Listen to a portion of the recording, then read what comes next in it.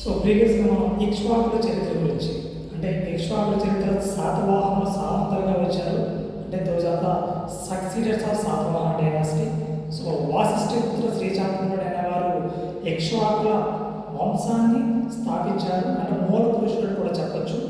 And ఫైనల్గా మనం ఇక్కడ ఇక్ష్వాకుల చరిత్ర యొక్క లెక్చర్ 2 ఏం నేర్చుకున్నామంటే జన్మస్థానము మరియు వారి యొక్క కులము మరియు వారి యొక్క కాలం అండి. చాలా టైప్ లైన్ చాలా చాలా ఇంపార్టెంట్ టైప్ లైన్ ఒకటి.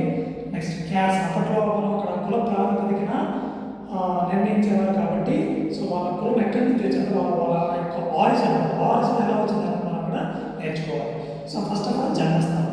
సో జన్మస్థానం అనేది మాత్రం మనం అక్కడ డాక్టర్ కె రాజగోపాలాచారి గారి కథనం ప్రకారం వాళ్ళు ఇక్ష్వాకులు అనేవారు తమిళనాడు నుంచి వచ్చారు. సో వాగన్ అండ్ స్టాంపినో ప్రకారం కన్నడ దేశం నుంచి వచ్చారు. అంటే వీరి ఇక్ష్వాకులు యొక్క అంటే మనం బర్త్ ప్లేస్ అనొచ్చు, లేదంటే ఆరిజిన్ అనొచ్చు. అంటే మనం మెయిన్గా చెప్పాలంటే ఆరిజిన్, మనం ఏమన్నా ఆరిజిన్. సో ఆరిజిన్ ప్రకారం అంటే వాళ్ళు ఎక్కడ నుంచి వచ్చారు. సో రాజగోపాలాచారి ప్రకారం తమిళనాడు నుంచి వచ్చారు. వాగన్ అండ్ స్టాంపినో ప్రకారం వాళ్ళ కథనాల ప్రకారం వీళ్ళు కన్నడ దేశం నుంచి వచ్చారు. కార్డినల్ ప్రకారం మాత్రం ఆంధ్రదేశం నుంచి వచ్చారు, ఆంధ్రదేశం నుంచి మనం ఇక్కడ వచ్చారు. సో ఆ ర్యాప్స్ అండ్ పూర్ల ప్రకారం విష్ణు పురాణం ప్రకారం వీళ్ళు అయోధ్య నుంచి వచ్చారంటే నార్త్ ఇండియా. వీళ్ళు నార్త్ ఇండియా నుంచి ఇక్ష్వాకులు అనేవాళ్ళు వచ్చారని చెప్పేసి మనకి ఇక్కడ నార్త్ ఇండియా నుంచి మనకి ఇక్కడ వచ్చారని మనకి ఇక్కడ చెప్తున్నాం. ఓకే, సో ఇక్ష్వాకుల యొక్క ఆరిజిన్ అనేది మనం చెప్పాలంటే సో నెక్స్ట్ కులం. సో కులం అంటే క్యాస్ట్ సిస్టమ్ అనేది అప్పట్లో ఉండేది మనకి ఇక్కడ caste system. So caste system ప్రకారం మన దగ్గర వీళ్ళు ఫస్ట్ నాగార్జున కొండ శాసనం, అంటే వీళ్ళు నాగార్జున కొండ శాసనం ఇచ్చిందంటే వీర పురుష దత్తుడు. వీర పురుష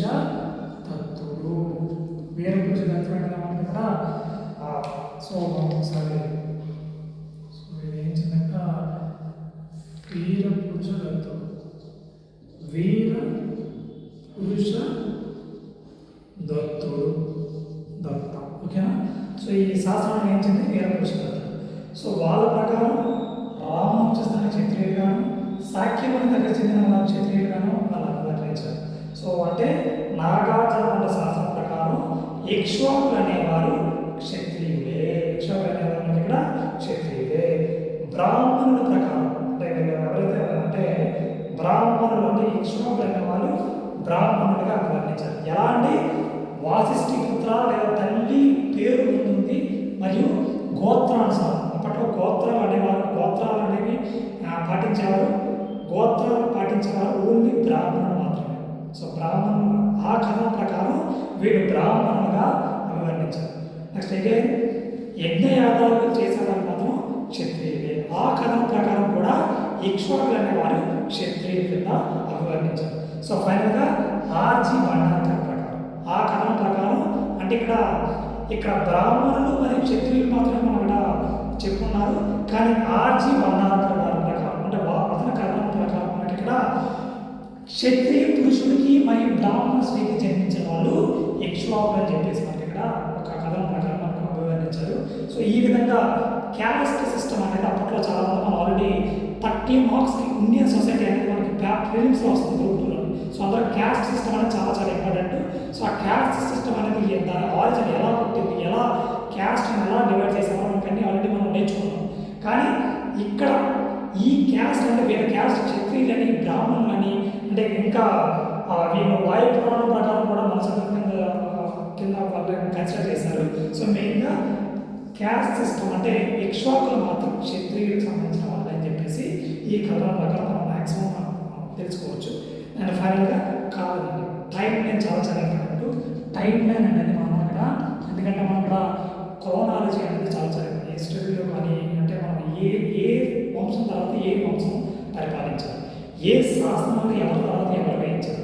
సో కాంటెంపరీగా సో వేరే స్వతంత్ర రాజ్యాలు పక్క మన చుట్టుపక్కల ప్యారల్గా లేదా కాంటెంపరీగా ఉన్న రాజ్యాలు ఏమి ఉన్నాయి అవన్నీ తెలియాలంటే టైం లైన్ అనేది చాలా చాలా ఇంపార్టెంట్. సో మనం లెక్చర్ 1లో ఏం నేర్చుకున్నామంటే మనం కూడా శాసనాల ప్రకారం క్షత్రియ వంశాన్ని పరిపాలించింది 4 మాత్రమే. కానీ కథనం ప్రకారం అంటే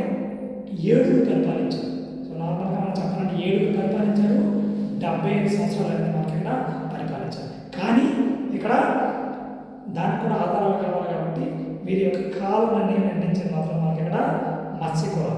ఎవరంటే ఇక్కడ మత్స్య కులం ప్రకారం 7 పాలకులు 52 సంవత్సరాలు పరిపాలించారు. చాలా చాలా ఇంపార్టెంట్. ఇక్కడ 7 పాలకులు 52 సంవత్సరాలు పరిపాలించారు. మనకు అన్నీ తెలిసి ఇక్కడ 75 సంవత్సరాలు ఈ మెయిన్గా చెప్పాలి 75 ఇయర్స్ మనకి ఇక్కడ పరిపాలించారు జనరల్గా చెప్పాలంటే. సో ఇక్కడ ఈ కాలం ప్రకారం 52 సంవత్సరాలు అండ్ డీసీ సర్కార్ ప్రకారం మనకి ఇక్కడ 75 సంవత్సరాలు అనేది మనకి ఇక్కడ పరిపాలించారు. సో మనం జనరల్గా టైంని తీసుకుంటే ఏ దీన్ని తీసుకుంటాం అక్కడ ఏడి ఆర్ బీసీ అంటే మన అక్కడ క్రీస్తు శకమా లేదా క్రీస్తు పూర్వం.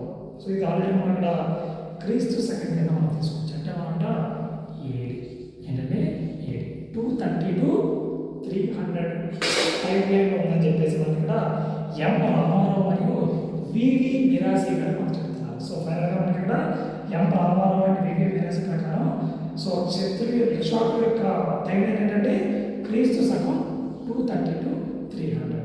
అండ్ ఫైనల్గా థ్యాంక్ యూ.